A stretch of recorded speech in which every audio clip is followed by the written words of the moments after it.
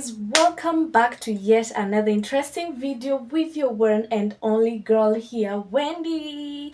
Thank you for tuning in. Thank you for always choosing to come back to me and to listen to my videos. So guys, today I'm gonna do part 2 of things I wish I knew before becoming a mom. There was a video, by the way, I uploaded before. Akini kitambo, it's almost a year ago. I did things I wish I knew before being a mom. And this doesn't mean it's on a regret point, no. It's things I wish I was told before becoming a mom, before deciding yes I want to be a mom, or before deciding to bear a kid for a man. So today I'm gonna do a part 2, which is things I've known after being a mom, or things I had to accept after becoming a mother. Because let me tell you, this is not something you can just wake up today and just decide, yes, I'm gonna be a mother. This is something that you need to sit yourself down and be like, am I ready to bring another being into this world?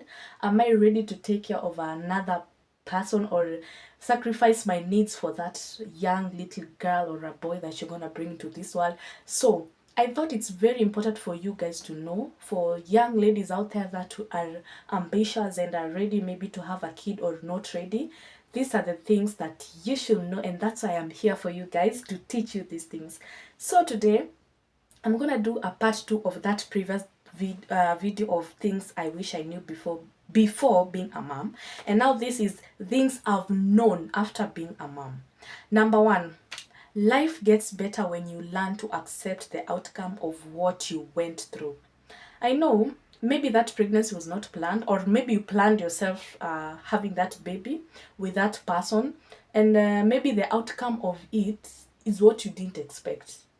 And I tell you, it's not easy, uh, like accepting that. It's not easy. I've been through that road until I accepted that this is me, this is what I went through, and I'll have to settle with that. And with that, life gets better. So when you learn to accept the outcome of what you went through, I know it's not been easy, and I'm so sorry if you are someone there out watching and maybe what you went through after giving birth to that child or before. I'm very sorry for going through that. It's not been easy, but I love the fact that you're here, and you've come from very far to get where you are. So when you accept the outcome and accept that this is what happens to me, life gets easier, life becomes better to move forward.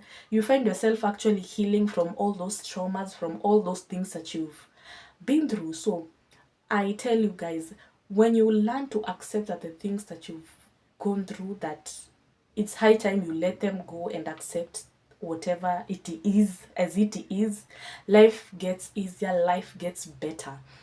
And as you can see, for me it has not been easy, but let me tell you, it's already 4 years now. My kid is 4 years. Let me tell you, oof, girl, you're doing a great job. My kid is 4 years. Ndo tufike 4 years. It's been up and down, but regardless, I've always looked forward. I've always knelt down and thanking God for the far that is, yani mali amenitoa ndio pabaya zaidi, and the far that I'm going is much brighter and better. So we better move on. Number 2, through acceptance, you get to love yourself for who you are. The moment you accept yourself, because there are things we let ourselves down, and the moment like you sit down and tell yourself, by the way, Wendy, or by the way, whoever you're watching, I've done this to myself, I've done this and that they are not pleasing in your eyes or God's eyes. And to other people, maybe ulikuwa unaambiwa vitu na watu and you're like, I'm in love. You see that red flag as a blue flag or pink or rainbow flag, and you're like, nyinyi hamjui, I'm going through a very good season, I'm in love with this person. So guys, achaneni na mimi. But the moment you get to see the colors, the true colors of a person, or what they did to you, or whatever they did to you, the moment sasa umepita hiyo face, umeingia another face, and you're like, oh my God, I didn't see this coming, but I'm gonna accept that this is the outcome of it. Some things, let's say maybe ulikuwa unaambiwa na mtu, ulikuwa unasikia that time for you it was something good, which it was not.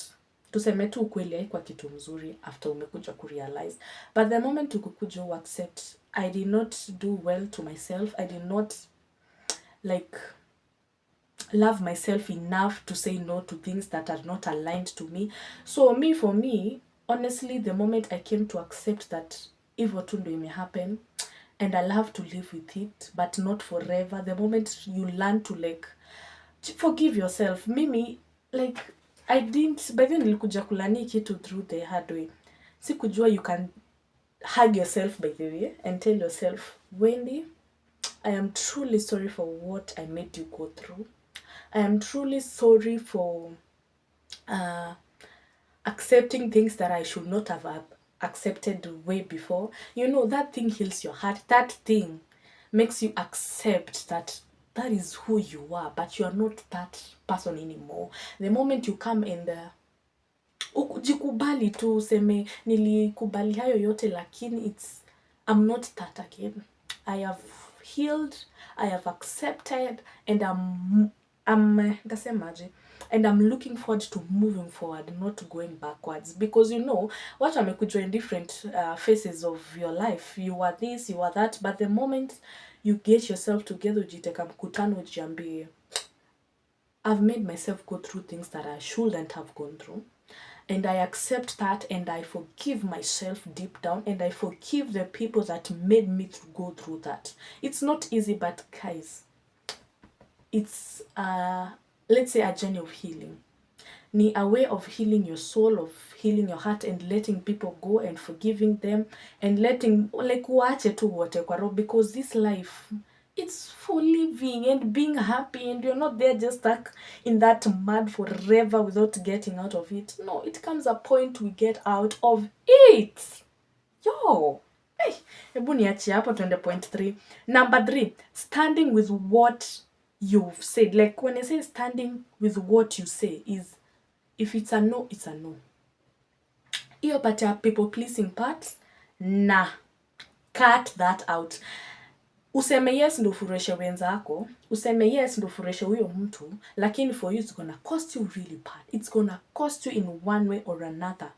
So this, when I say standing with what you have to say, is standing with what is aligned to you. Tuseme for example, umambo fanye kitu fulani na we deep down una feel, for me no, but you go to an extent of kukubali kufanya, like yes, you do it, at the end of the day you're the one regretting it. You're the one going back to your bed in tears and asking yourself, what did I do? I wish I didn't do. Sasa your part here, I wish and regretting, that is where we're gonna cut those ropes, because we're not walking down that lane, my girls.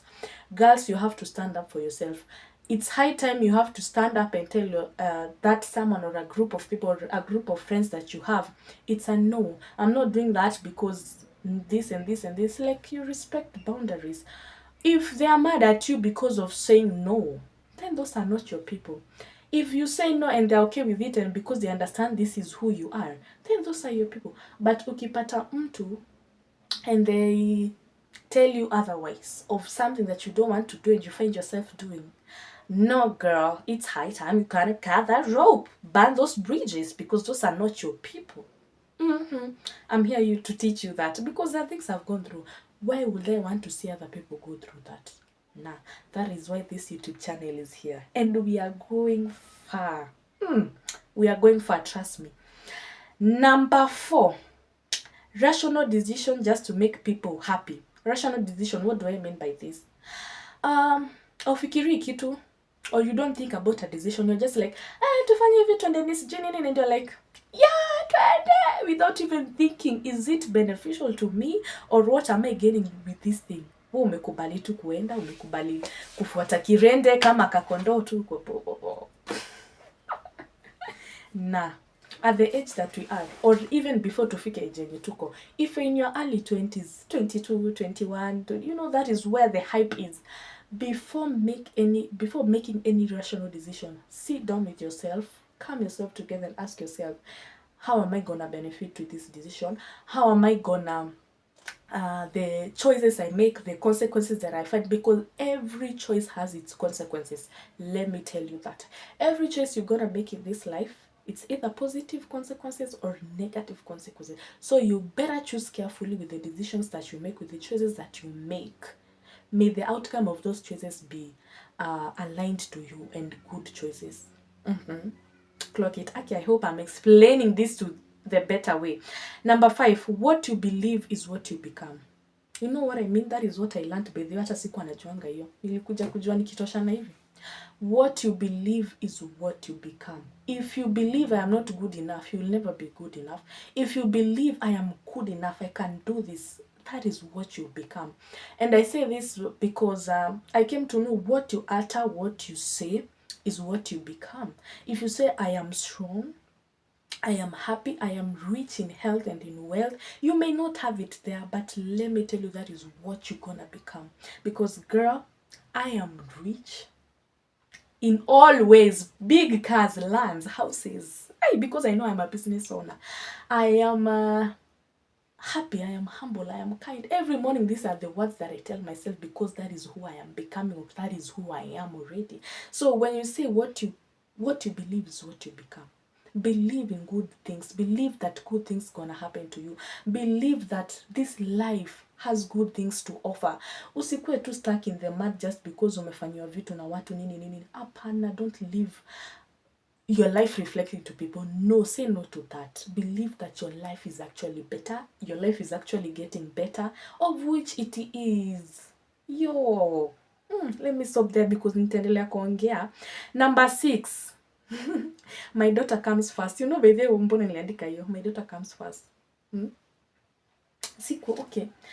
Sikuwa nimeipicture hivyo, but the moment sasa after nimepata mtoto, she comes first. She comes first. You don't come first. So if you have not bado hujapata mtoto and you're planning to, just know that that baby is gonna come first. No matter what. And that doesn't mean ujineglect ama ujitupe huko ukai sijui aje. No. You have to also to look good. You also have to like changamka ufanye tu mambo zingine, lakini life will be different because you are a mother and because now you have another human being who's looking up to you. So you also have to be good mentally, emotionally. You need to have people around you that are good to you. Si watu wanakudrain, wanakumaliza. Say no to that. Number 7, not every man comes interested in you is interested in being a dad. And that's okay, because eventually you'll find someone that will take and love you, that will take you and love you for who you are. Nakwambia hii kitu niliandika nikiwa na revelation. Not every man comes knocking at your door is interested in you. They are coming, kuna wenye watakuja with other intentions. There are those that will come that wants to sleep with you, and that's it. There are those that will come and maybe wanataka kutumia tu. But my girls, my ladies, you are way too high to accept those kind of things in your life. I know you've made decisions that sometimes tear you down and you're like, why did I even accept doing that? Why did I even allow that man even to know me? Like, you're gonna cut that rope of regretting and asking yourself why you did that. Apana, my girls. Apana. You just have to accept that hiyo ilikuwa hapenia, but it's high time you stand with your decision and say, I am not accepting that anymore. I am not accepting that anymore. I am moving forward. This is who I am. Wenye watakupata where you are, let's say you've set your standard a bit high, they will meet you there. Ukiwaambia, no, I am not sleeping with you until you go and do things the right way. Akianza kucompromise, then it's a no. That person is not yours, my girl. Mtu mwenye anajaribu kushukisha values zako zenye umeset, maybe you've set a value of things about yourself and nini, alafu mtu akuja ajaribu kudim each of it. That is not the person, girl. Do not devalue yourself because of someone. Do not devalue yourself. Keep those values high. What azimit mali atazimit. Akikosa kuzimit achana na yeye. People would say things like, oh, utapata bwana. That is not my life. I talk good about my life. As much as I'm this old, okay, but God knows the desires of your heart. If you want to get married, a man will come that will meet you at where you want to be met. So keep yourself, girl. Do not devalue yourself for a man. Ndio a fit character ama sijui nini ama ujaribu kubadili. Kwanza hapo kubadilisha mwanaume, acha hiyo tabia we msichana. Acha hiyo tabia wewe. Twende next, saki kuongelea because hapo tutakosana. Number 8, your past mistake does not define who you are. You are of importance. None of vitu ulifanya before, the things that you did before, that does not define who you are right now. Those things have made you learn things that maybe you didn't know, or maybe ulikuwa unaambiwa unapuuza, but now you know those things. You know what, girl? You are not that.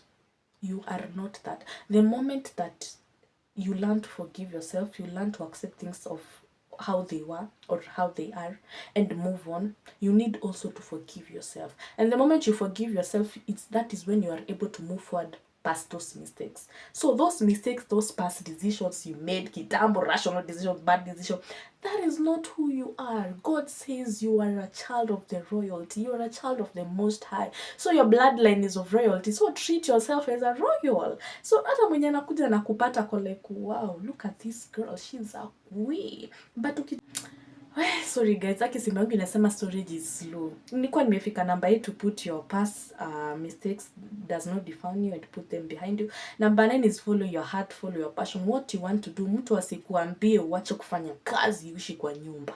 Please say no to that, because that is a disease. How can someone tell you uache kufanya kenye unafanya ukae kwa nyumba? Who even does that? Girl, find your own money. Financial stability as a woman is very important. Mtu asikudanganye mwanaume ndio anaenda kutafuta kazi ukae kwa nyumba. Nah. That is a very big no. I'm going to talk about that topic another day, but let me finish up. Number 10 is you are unstoppable. Go after your dreams. You are unstoppable, girl. That dream that God kept in your heart, that put in your heart, it's not too big for him to fund it. As long as you put in the work, as long as you ujitume, my girl, you'll find light in that tunnel. Unasemanga? You'll find light at the end of the tunnel. That is what you... I hope this video has been educative. I've come to the end of my video.